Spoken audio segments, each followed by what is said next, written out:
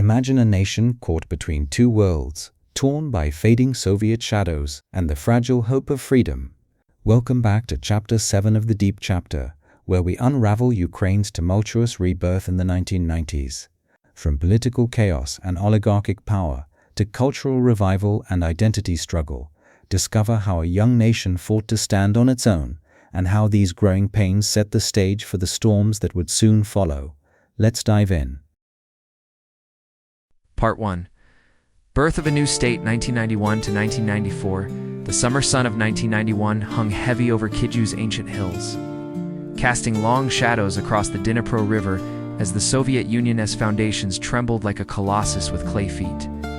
But the true forge of fate hammered on December 1st. Leonid Kravchuk, the silver-haired ideologue, whose 30 years in the Communist Party's bowels had honed a chameleon tongue, assumed the presidency that same day with 61.6% of the vote. His inauguration, a modest, fair, in the Rada S halls, sans pomp, but pulsing with pathos. At 57, the former propaganda chief pivoted masterfully to nationalism, dubbing himself the father of independence while assembling a cabinet of rock reformers and holdover technocrats. His early strokes sketched a centralized state, opposing federalism's temptations in the East. He decreed the armed forces of Ukraine on December 6, 1991, severing oaths from Moscow's generals. 780,000 troops swearing fealty to the Trident by spring 1992. Foreign policy bloomed with vigor. Embassies sprouted in 50 capitals by 1993. The foreign ministry rudimentary under Soviet shadows, dispatching envoys to Washington and Bonn. Kravchuk's 1992 White House visit to Bush Sr. yielding $1.5 billion in aid pledges, a nod to Ukraine's pivot from red to blue horizons. Domestically, he championed nation-building. Ukrainian declared state language in 1991's Law on Languages schools, flipping curricula to Shevchenko, over Stalin by 1993 enrollment in native tongues surging. 40% as Rock-S cultural brigades toured villages with Kobzar concerts and embroidered Vyshyvanka revivals. Challenges, however, mounted like storm clouds over the steppes. Kravchuk's economic novicehood, rooted in Marxist dogma, proved a fatal flaw. No shock therapy like Poland's Balcerowicz plan, but a hesitant liberalization that unleashed hyperinflation's beast. Into the breach strode Leonid Kuchma on July 10, 1994. The burly rocket engineer from Yuzhmash assembly lines, whose 52.1% runoff triumph over Kravchuk amid OSCE and noted irregularities in the East signaled a pragmatic reboot. At Wusher Wool, Kuchma's slogan, less walls, more bridges with Russia billed a multi-vector mastery. As premier in 1992-1993, it stabilized industry with CIS ties. Now as president, he threaded the needle between Orients. Westward, he inked the 1994 Partnership for Peace, Ukraine's NATO gateway with joint exercises in Yvarov by 1995. The 1997 Charter on European Security deepened EU dialogues, $2 billion in Frankfurt loans greasing rails. Eastward, the 1997 Treaty on Friendship with Yeltsin normalized borders but least. Sevastopol till 2017 for gas at $80 per 1,000 cubic meters. A $100 billion discount over a decade. Pipelines flowing to stave off 1994's cutoff chills. Domestically, Kuchma pegged the hryvnia in 1996 at 1 to 100,000 karbovancy, taming inflation to 10% by 1997. The oligarch packs like 1995's big game cabals entrenched tycoons in policy. Media barons like Pinchuk scripting narratives. The nuclear albatross, however, weighed heaviest to Soviet legacy of apocalyptic heft. Independence bequeathed Ukraine 1,900 strategic warheads atop 176 ICBMs, 2,500 tactical nukes, a third global arsenal, dwarfing Britain's and France's combined. Silos yawning in Pervomsky's fields and Kamelnetsky's forests. Each SS-2 for capable of Myarving 6 500-kiloton fireballs. Kravchuk's team, lacking codes and fuel, faced $1 billion yearly upkeep, 40% of budget, Eltin's threats to seize them, Clinton sanctions looming like storm fronts. The trilateral statement of January 1994 pledge transferred to Russia for disassembly. But the capstone crowned in Budapest on December 5th, amid neoclassical splendor. Kravchuk, Clinton, Yeltsin, and Major inscribed the Memorandum on Security Assurances. Ukraine exceeded 2 NPT non-nuclear status warheads, totaling 6,000 warhead, equivalents carted east by June 1996 under Nunlugar $2.8 billion umbrella in exchange for pledges. Respect sovereignty and borders in accordance with the principles of the UN Charter.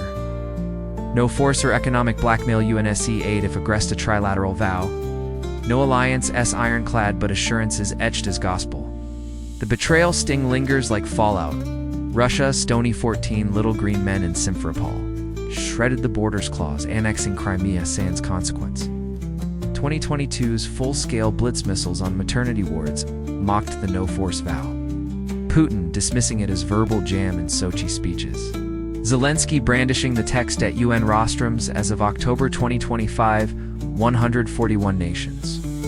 Condemning violations in GIA resolutions, non-proliferations, Spectre South Korea, Taiwan eyeing arsenals and doubty yet Ukraine's disarmament, a noble gamble, underscores sovereignty's steep coin, paid in 1990's sweat and 2020's blood. Part 2.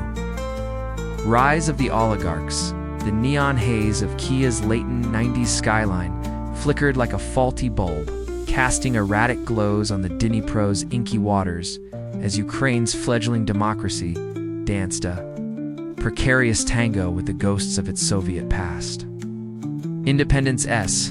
Initial rush fueled by the 1991 referendum. S. Seismic, 92.3%. Yes had given way to a marketplace of mayhem, where the grand experiment of privatization, intended as a bridge to Market Eden, instead birthed a cadre of colossi, the oligarchs. Those politically anointed titans who vaulted from factory foremen to billionaire barons in the span of a single, shadowy decade. Launched in earnest under President Leonid Kravchuk's watch in 1992. The voucher program distributing certificates worth 10,000 karbovanets to each of Ukraine's 52 million citizens promised egalitarian ownership, a people's stake in the state's industrial sinews. Yet in the wild scramble of auctions and investment funds that followed incumbent, Soviet managers, those wily nomenklatura holdovers with keys to the backrooms, harnessed the chaos, colluding with officials to scoop up steel mills, coal pits, and chemical plants at fire sale fractions of value. The process, marred by opacity and insider deals, saw state-owned assets, factories, land, and enterprises transferred en masse, with privatization tenders often rigged through non-competitive bids and undervalued appraisals, turning former directors into overnight magnates. By 1995, as Leonid Kuchma's multi-vector regime deepened the process, these red directors transformed overnight. Reinhard Akematov, a Donetsk coal trader in his 20s, parlayed insider bids into SCM Holdings, commandeering Azovstals, blast furnaces, and Kryvyi iron ore veins. His fortune ballooning to $12.4 billion by 2008, Ukraine's richest by far. Viktor Pinchuk, son-in-law to Kuchma through his 2002 marriage to the president's daughter, inherited Interpipe's titanium empire via loans for share schemes. His assets swelling from pipe mills to media conglomerates like Starlight Media, which blanketed airwaves with pro-regime narratives. Hor Kolomowski, the Dnipro banking maverick, gobbled private bank and ferroalloy plants through opaque tenders. His empire, a labyrinth of energy trades that funneled billions from state subsidies. Mykola Zlahevsky, founder of Burisma Holdings, snapped up oil and gas licenses in the early 1990s auctions. Leveraging connections to amass fields in Poltava and Lviv oblasts, his net worth hitting $2.4 billion by 2013, these weren't mere businessmen, they were alchemists of the absurd, turning state vouchers meant for the masses into private palaces, yachts docking on the Dnipro, while pensioners in Poltava pawned heirlooms for bread. The privatization wave from 1992 to 2000, transferring over 8,000 enterprises into private hands. Often at 10 to 20% of book value through collusive, non-transparent processes, the economy, that sprawling beast of Soviet inheritance, fell under these clans' iron grip, a hijacking as audacious as it was insidious. By the late 1990s, oligarchs controlled 70% of Ukraine's GDP, their fiefdoms stratified by sector, energy pipelines snaking from Gazprom's Russian valves, manipulated by figures like Pavlo Lazarenko, whose United Energy Systems siphoned $4.8 billion in gas transit fees between 1994 and 1997, laundering proceeds through Swiss banks before his 1999 flight to the U.S. Akhmet system capital. Management dominated metallurgy, producing 40% of Ukraine's steel by 2000 through acquisitions like Zaporizhzhia, exporting $3 billion annually to markets that padded his coffers. Kolomoisky's private group spanned banking, chemicals, and media. With Private Bank holding 30% of deposits by 1999, its branches a fortress against competitors via aggressive takeovers and regulatory capture. Pinchuk's Interpipe forged pipes for Gazprom's Siberian veins. A $1.5 billion turnover by 2005 reliant on Kremlin contracts. Media became their megaphones. Akhmetov's Media Group Ukraine lorded over 1+1 and Ukraine TV, scripting election coverage to favor allies. Kolomoisky's 1+1 countered with sensationalism that buried graft exposes. A duopoly drowning independent voices in static. With oligarch-owned outlets reaching 80% of households by 2000. Politics bent to their benefaction. The 1998 Rada elections saw oligarch-funded blocs like the Party of Regions, nurtured in Donetsk's smoky halls, securing 46 seats. Their donors dictating votes on privatization laws that shielded monopolies, such as the 1997 Big Game Accords where tycoons divvied state banks and telecoms over private suppers. This state capture, as economists termed it, trenched a vicious cycle.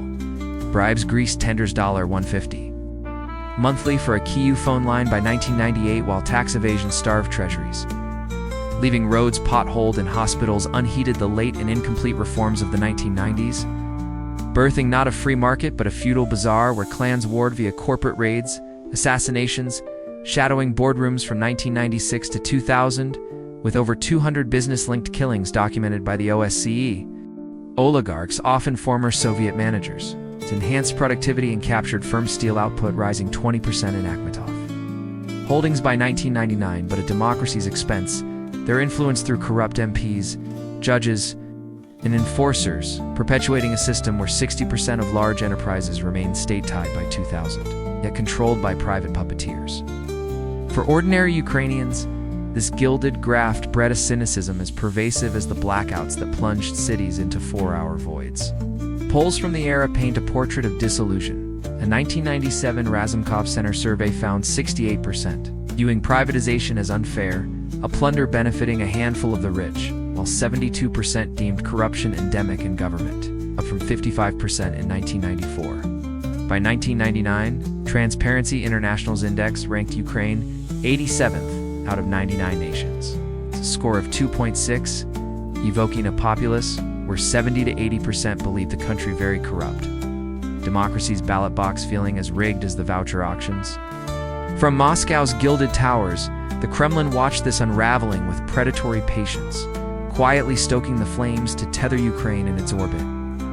Yeltsin's regime, reeling from its own 1990s oligarchic upheavals, funneled rubles to pro-Russian businessmen like Viktor Medvedchuk, a gas-trading lawyer whose Slavic Union Party bolstered by Kremlin. Cash estimated at $50 million annually by 1998, pushed dual citizenship and federalism in the 1998 Rada, securing 45 seats to amplify Eastern echoes.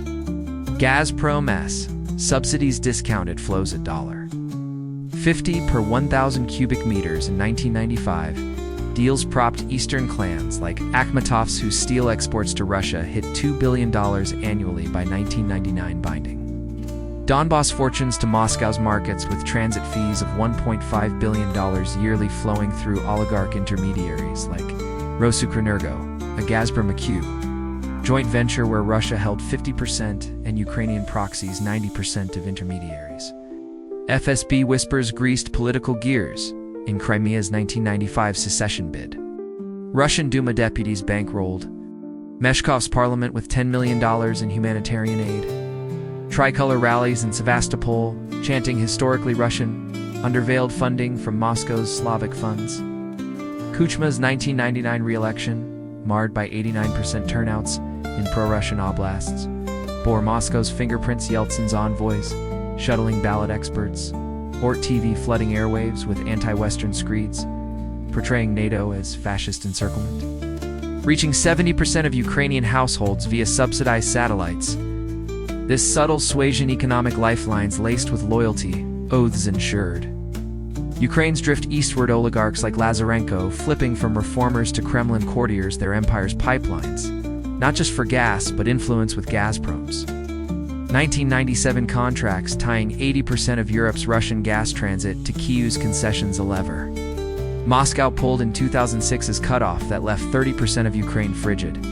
Medvedchuk's networks, intertwined with Putin's rising star post-Yeltsin, funneled propaganda via pro-Russian media like Inter, which by 2000 broadcasts 60% Moscow-sourced content, nurturing a sphere where Eastern oligarchs controlling 50% of media code the Kremlin-esque narrative of brotherly ties, keeping Ukraine's orbit elliptical, not escaped. Part 3. The Orange Revolution. 2004 autumn's chill seeped through Kyiv's cobblestone veins in late 2004, the air thick with the scent of damp leaves and diesel exhaust as Ukraine hurtled toward a crossroads etched in electoral ink. The presidential election of that year, pitting the telegenic reformer Viktor Yushchenko, champion of Western integration, NATO aspirations, and EU trade pacts against the granite-jowed Viktor Yanukovych, Donetsk's ex-convict premier backed by Leonid Kuchma's machine and Vladimir Putin's Kremlin, crystallized a nation's soul-wrenching divide. Yushchenko 50A, former central banker, with a voice like velvet over steel, embodied the Orange Bloc's vision of transparency and European alignment. His rallies and levee, swelling with crowds, waving sunflowers and scarves, died in the harvest hue of his Our Ukraine party. Yanukovych 54, a Russophone powerhouse from the industrial East, pledged stability and Moscow's embraced cheap gas at $50. 0 cubic meters via 2004 deals cultural ties and economic continuities. Party of regions machine oiled by oligarchs like Reinhard Akhmetov, whose media empire blanketed Donetsk with pro-Yanukovych ads. The first round on October 31st unfolded with relative calm. Yushchenko edging 39.9% to Yanukovych's 39.3%, setting a November 21st runoff under the watchful eyes of 12,000 OSCE monitors, the largest international election observation in history. As polls closed on that fateful November 21st, state media screens flickered with premature victory. Yanukovych declared the winner at 49.5% to Yushchenko's 46.6%. Razor-thin margin that exit polls from Razumkov Center and others obliterated showing. Yushchenko ahead by 11 points, 52% to 41%, amidst a torrent of irregularities documented in 1,000 OSCE reports. Vote rigging scarred the canvas in Donetsk and Luhansk. Turnout spiked impossibly to 89 to 98%. Carousel buses ferrying repeat voters across precincts with pre-stamped Yanukovych ballots, while electronic tallies in Eastern servers mysteriously flipped results overnight. As revealed by hacked logs later leaked to Pora youth activists, Interior Ministry squads, under Yuri Lutsenko's successors, stuffed 1.5 million ballots in rural strongholds per court testimonies in 2005. Kuchma's administration, with FSB advisors from Moscow Putin's October 26 pre-election visit to Yanukovych, a not-so-subtle endorsement, manipulated media blackouts on Yushchenko rallies. Ort broadcasts flooding with smears linking him to fascists. Fury ignited at dawn November 22nd in western Lviv. 50,000 students surged into Rynok Square, orange scarves, chosen for Yushchenko's campaign hue. Evoking Ukraine's sunflower fields, billowing like harvest flames, a midday, Kyiv's Maidan, Nezaliznosti, swelled to 200,000. A human mosaic of doctors in white coats, miners from Pavlorad with helmets traded for armbands, and elders clutching icons, their chants of Razom nas Bahato, nas ni padality. Together we are many, we cannot be defeated, reverberating off the golden domes of St. Michael's Cathedral. The uprising bloomed as a velvet thunder, peaceful yet unyielding, transforming Naidan into a tented Republica nylon village of 10,000 shelters stretching from Krasottik to the river S edge. Barrel fires crackling against November Espite as volunteers stirred vats of borscht and brewed endless tea from communal samovars. By November 23rd, 500,000 converged, the largest assembly since independence. Tapestry of 1.5 million nationwide participants over 17 days, 3 times the typical protest turnout. Per Princeton's Mark Beissinger analysis, where women in Vyshyvankas formed human chains around the cabinet of ministers. Medics patrolled barricades of stacked tires and snow, and stages blared anthems from Ruslana's Eurovision-winning wild dances to Oki and Elzie's rock refrains. Sviatoslava Karkox, gravelly pleas uniting the throng. Yulia Tymoshenko. The braided gas princess ousted as premier in 2001 amid energy scandals emerged as a fiery orator. Speeches from the October Palace stage thundering against criminal authority, drawing parallels to Cossack hetmans. Vitaly Klitschko, the heavyweight boxer, towered as a symbol of unbowed strength, his fists clenched in non-violent resolve. International spotlights burned. U.S. Secretary Colin Powell decried the fraud on November 24th. EU monitors from 54 countries tallied to 0 violations, while Putin is December 1st endorsement of Yanukovych visiting Donetsk for a ribboned rally stoked fears of Moscow's meddling. FSB agents later admitted in 2005 interrogations to coordinating Eastern counter-protests of 50,000 bust loyalists. November 28th marked the crest.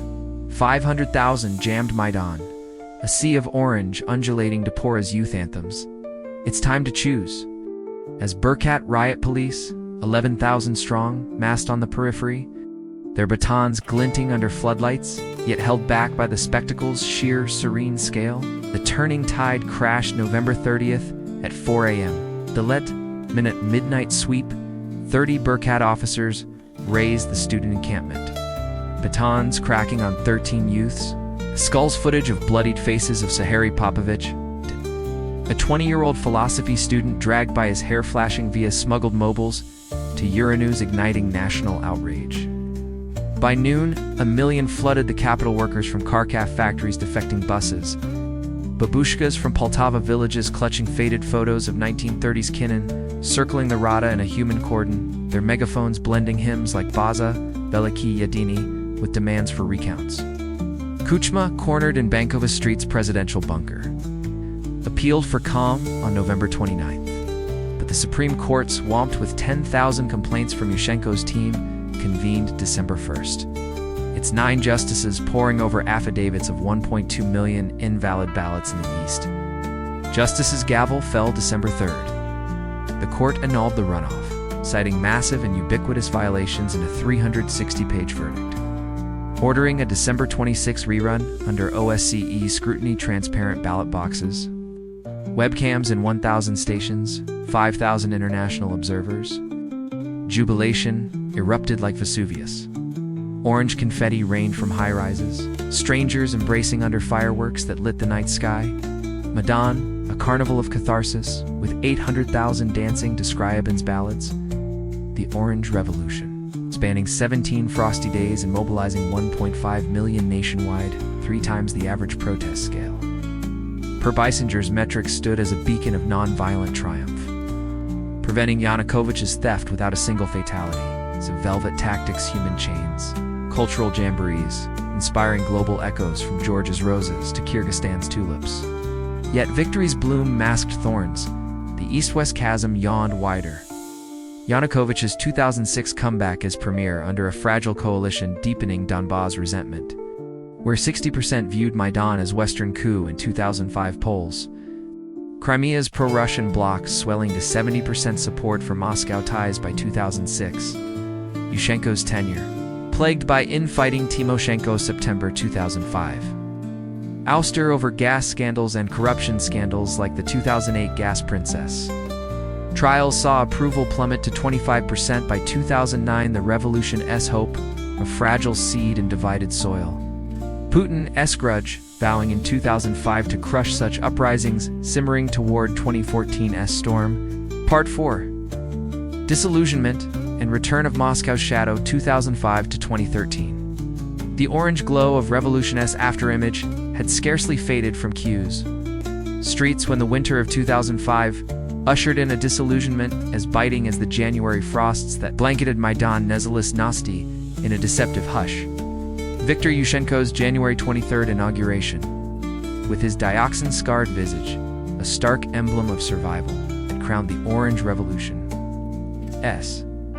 velvet triumph, a bloodless uprising that mobilized 1.5 million to overturn rigged votes, but the presidency's promise curdled swiftly into a brew of economic stagnation and scandal. GDP growth, which had surged 12.1% in 2004 on post-revolution optimism and grain booms, sputtered to 2.7% in 2005, hampered by energy crises and global steel slumps that idled Donbass forges.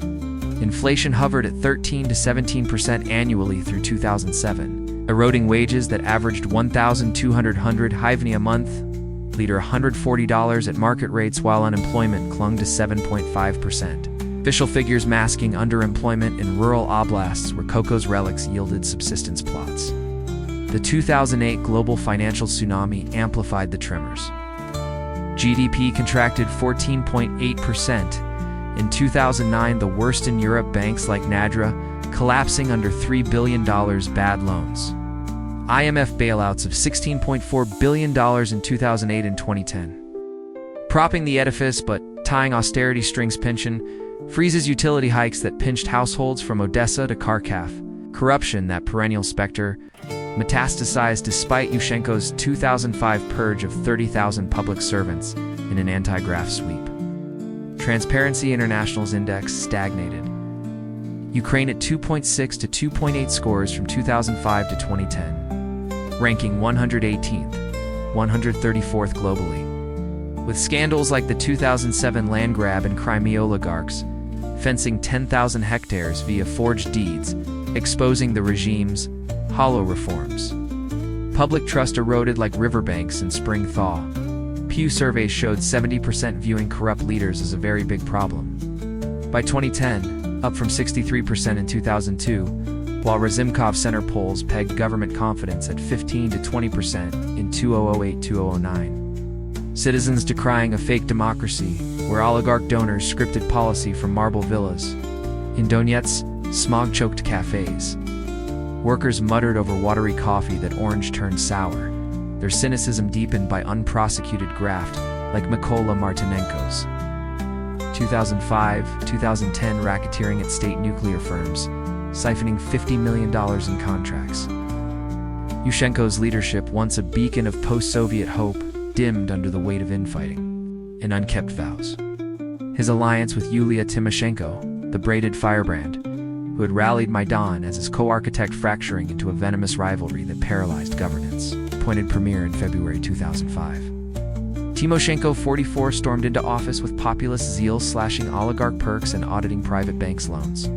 Her gas wars negotiations, wresting a 2005 deal from Gazprom at $95 per 1,000 cubic meters, down from $230 threats, but at the cost of a 5-year contract that locked Ukraine into dependency. The bond soured by September 2005 over energy pricing clashes and mutual accusations of sabotage. Yushchenko sacked her in a midnight cabinet reshuffle, citing division amid leaked tapes of Tymoshenko plotting his ouster with Bloc Yulia allies. She re-emerged as a populist icon in 2006 parliamentary polls, her Bloc Yulia netting 22.3% to 129 seats, positioning her as Yushchenko's perpetual thorn. Her 2007 snap election bid thwarted by his veto, but her 2008 reappointment as premier a fragile truce shattered by 2009's gas crisis. Their feud peaked in the 2010 presidential race. Yushchenko, polling under 5%, endorsed neither his bitterness boiling over in 2011 testimony against Tymoshenko's gas deal trial, labeling her treasonous for the $11 billion 2009 contract that stabilized supplies but hiked prices 1,800% for households. Tymoshenko imprisoned in 2011 on abuse of power, charges widely seen as selective. Prosecution by Yanukovych's regime ballooned into a martyr. Her 45.5% in the 2010 runoff, a testament to enduring allure, while Yushchenko's 5.5% third-place finish cemented his legacy as a disappointed dreamer. Government gridlock over 200 vetoes, between them stalling reforms and fueling public scorn. The pendulum swung eastward in January 2010 as Viktor Yanukovych 2004's thwarted. Viktor claimed legitimate redemption in a runoff against Tymoshenko, 48.9% to 45.5%. OSCE observers deeming it impeccably organized with minor irregularities, turnout at 69% across 36 million voters. Sworn in February 25th in the Rada Sviatorsky Hall. Yanukovych, 59. Pivoted Ukraine toward Moscow. The April 2010 Kharkiv Accords extended Russia's Black Sea fleet lease in Sevastopol to 2042 beyond the 1997 treaty for a 30% gas discount. $100 billion in savings over a decade. But ceding NATO hopes and drawing U.S. condemnation as a strategic setback. His party of regions dominated the 2010 parliamentary polls, with 187 seats, stacking the Constitutional Court in July to revert 2004 power limits. Restoring presidential supremacy and enabling Tymoshenko's October 2011 jailing on 7-year charges for the 2009 gas deal, $405 per 1,000 cubic meters up, from $179, branded politically motivated by the EU. Alignment deepened, 2011. $15 billion Russian loan tied to Eurobond swaps propped budgets amid 5.5% GDP contraction in 2009, while trade tilted 30% toward Russia by 2012. Yanukovych's November 2011 Moscow visit yielding arms deals and Slavic Union overtures. Russia's shadow lengthened through gas levers, media machinations, and trade tethers. A Kremlin's quiet coercion that chilled Ukraine's westward drift. The 2005-2006 dispute erupted January 1, 2006, when Gazprom hiked prices for $230 per 1,000 cubic meters. Ukraine's theft of $2 billion in transit gas, the pretext cutting supplies for 11 days, idling 30% of Ukraine's industry, and blacking out 800,000 households, a prelude to Europe's first major interruption. The 2007 spat saw brief cutoffs over $800 million debts, but 2008-2009's nadir struck. January 1, 2009, failed talks on $11 billion arrears in transit. Tariffs led to a 20-day halt. Gazprom throttling 25 billion cubic meters, 80% of Europe's supply, freezing homes in 18 countries. Ukraine's Naftogaz countersuing for $1.7 billion in losses. The EU losing $1.5 billion in industrial downtime. Media influence amplified. Rossiya TV, an inter-oligarch-owned, but Kremlin-aligned, broadcast 60% Moscow-sourced content by 2010, portraying Yushchenko as NATO puppet. While trade dependency, Russia absorbing 25% of Ukraine's exports by 2009, and forced compliance 2012, $15 billion bailout conditioned on shelving EU pacts. By November 2013, the pressure cooker whistled. Yanukovych, eyeing re-election in 2015, suspended the EU association agreement negotiated since 2007, a 1,000-page pact for visa-free travel, and $1 billion annual trade gains on November 21st, admitting Russian entreaties for better terms with the customs union. Putin's October 9th Moscow meeting, dangling $15 billion loans and gas at $268 per 1,000 cubic meters. Trade blockades, Russia's $500 million monthly tariffs on Ukrainian steel and chocolate since August cost 1% GDP. Yanukovych's pivot, a capitulation to Kremlin ultimatums. As leaked tapes revealed FSB threats of economic war, the suspension ignited Euromaiden Mustafa Naim's Facebook call summon. 2,000 students to Maidan by midnight November 21st, swelling to 400. 0 by November 30th, after Berkut's baton charge, hospitalized. 80, a prelude to the revolution of dignity that would topple Yanukovych in February 2014, its flames kindled by this fateful rejection, a breaking point where Moscow's shadow eclipsed Europe's light, setting stages for chapters yet unwritten. Part 5. Modern relevance, the echoes today as the frost of October 2025 etches patterns on Kyiv's resilient window panes. The echoes of Ukraine's 1990s and early 2000s reverberate not as distant murmurs, but as the thunderous undercurrent propelling the nation's unyielding stand against Russia's full-scale invasion. Now in its 1,323rd day since February 24, 2022, those formative decades marked by the euphoric rupture of 1991 independence, the oligarchic stranglehold that privatized prosperity into private palaces, and the Orange Revolution's defiant bloom in 2004 did more than shape borders. They inscribed Ukraine's political DNA with an indelible schism, perpetual tug-of-war between the gravitational pull of a democratic European future and the imperial tether of Moscow's sphere. This binary, forged in the hyperinflationary forges of 1993, where the Carbovanites lost 99.9% of its value and empty shelves, mocked the Soviet breadbasket's legacy. Manifested as a geographic and cultural fault line, the West's fervent embrace of Shevchenko's verses and EU visas clashing with the East's lingering nostalgia for ruble predictability and Slavic solidarity. A divide that pulls from the era captured with 50 to 60% in Donetsk, favoring brotherly ties to Russia in 1997 surveys. By 2025, as Ukrainian forces hold lines near Pokrovsk amid Russia's incremental gains of 5,000 square kilometers this year alone. That DNA explains not just the resilience of a people who mobilized 1 million volunteers in 2022, but the very fault lines Russia exploits. It's portraying the conflict as a civil war to mask its ravenous designs rooted in the 1991 amputation of what Putin has called a tragic mistake in his 2005 State of the Union address. The 1990s economic cataclysm, GDP contracting 60% from 1990 to 1999. The sharpest post-Soviet plunge sowed seeds of cynicism that germinated into the oligarchic clans controlling 70% of the economy by 2000, their media monopolies and political donations perpetuating a state capture where democracy felt like a hollow husk. This legacy of graft, where Transparency International ranked Ukraine 134th in 2009, with a score of 2.2, eroded trust to 15% in government by 2008. On the historical unity of Russians and Ukrainians, decrying 1991 as an artificial split engineered by Western meddling. In 2025, as the war grinds through its fourth year with 14,000 civilian deaths since 2014 and over 40,000 more since 2022 per UN tallies, that cynicism manifests in domestic critiques. A 2025 Kyiv International Institute of Sociology poll shows 63% supporting Zelensky's extended term under martial law, yet 35% questioning legitimacy amid paused elections echoing the 1990s. Fake democracy. Chants from the Ukraine without Kuchma protests that swelled to 100,000 in 2000 over journalist Gangazi's murder. Oligarchs like Akhmetov, whose SCM empire now funds wartime drones, but whose 1990s steel grabs left Donbass vulnerable, embody this duality. Sanctioned post-2014, yet pivotal in 2025 reconstruction bids.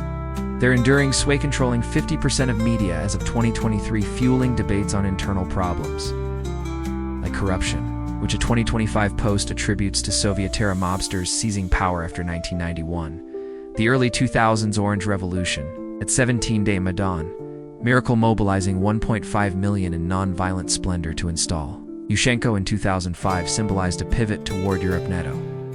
Aspirations peaking at 70% public support in 2005 polls, but also deepened the East-West chasm. With Yanukovych's 2006 return as premier under a fragile coalition stoking Donbass resentment, where 60% viewed the uprising as a Western coup. This schism, rooted in 1990s Russification's linguistic legacies, Russian dominant in 80% of Eastern media by 2000, became Russia's wedge. The 2010 Kharkiv Accords under Yanukovych, extending Sevastopol's lease to 2042 for gas.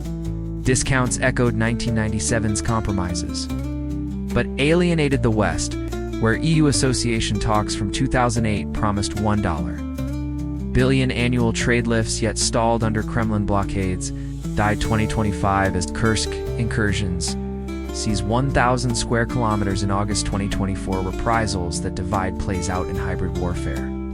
Russian disinformation via Telegram channels reaching 40% of Ukrainians per 2024 Atlantic Council reports revives civil war tropes. Exploiting Eastern Russian speakers, who comprised 30% of the population in 2001, census is now a fifth. Column in Moscow's calculus. The 2022 invasion, with its denazification pretext, invoking World War II scars from Babi Yar's 33,771 Jewish victims. Refracts the 2004 revolution's ghosts, Yushchenko's 2005 Bandera rehabilitation, honoring the OUN leader's anti-Soviet insurgency. Branded fascist by Putin in 2022 justifications, a narrative tracing to 1990s decommunization that toppled 1,300 Lenin statues by 2015. These decades to govern democracies, fitful gasps against imperial coercion, illuminates.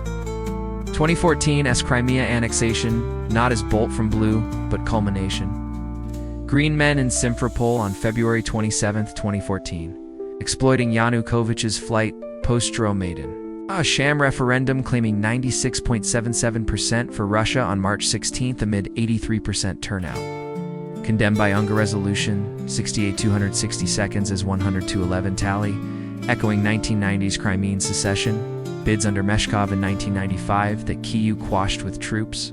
Donbas separatists backed by $1.5 billion. Russian aid from 2014 to 2021 per U.S. estimates, formed DPR-LPR republics in April 2014, their hybrid war claiming 14,000 lives by 2021, a direct outgrowth of Eastern oligarchic fiefdoms, like Akhmatov's at Kuchma, tolerated in 1997 big game pacts. The 2022 full-scale assault, 190,000 troops surging from Belarus and Crimea. Missiles gutting 20% of Ukraine's power grid by March 2024 stems from this continuum. Putin's 2021 essay decrying 1991 as tragic, viewing Ukraine's NATO flirtations since 1997 as existential threat. The invasion S1,200 daily Russian casualties in 2025 per British Ministry assessments, a toll for reclaiming what Moscow deems historical unity. In 2025's stalemated fronts, Ukrainian Kursk raids holding 1,000 square kilometers as of September per ISW reports this historical. DNA manifests in resilience S raw alloy derussification laws banning 11 pro-Moscow parties in 2022 and renaming 1,000 streets by 2025 reverse 1990s. Russification. Ukrainian usage surging to 80% daily per 2024 Language Commission data, while diaspora remittances of $15 billion in 2024 sustain a war economy rebounding 5% GDP in 2023 after 29% plunge. Yet the tug endures. 2025 polls show 85% favoring EU accession by 2030. But Eastern skepticism lingers at 40%. Moscow's hybrid assaults Kyivstar cyber breach in 2023, affecting 24 million, exploiting 1990s divides. The 1990s and 2000s, with their oligarchic birth pangs and revolutionary rebirths, scripted this script. Not eruptions, but eruptions long brewing in the cauldron of contested identity, where democracy's flame flickers against imperial gales. Ukraine's 2025 defiance, a testament to a DNA tempered in those fires. As Ukraine entered the 21st century, the dream of freedom shone brightly, yet corruption, division, and Moscow's shadow loomed close. Independence had been won, but true sovereignty was still a battle. In the next chapter of the Deep Chapter, we descend into the heart of Euromaidan, when a new generation of Ukrainians rose from the cold streets of Kyiv to demand dignity, justice, and a future free from fear. The spark of resistance was lit, and the world would never be the same. Like, subscribe, and share your thoughts. The Deep Chapter continues. See you in the next chapter.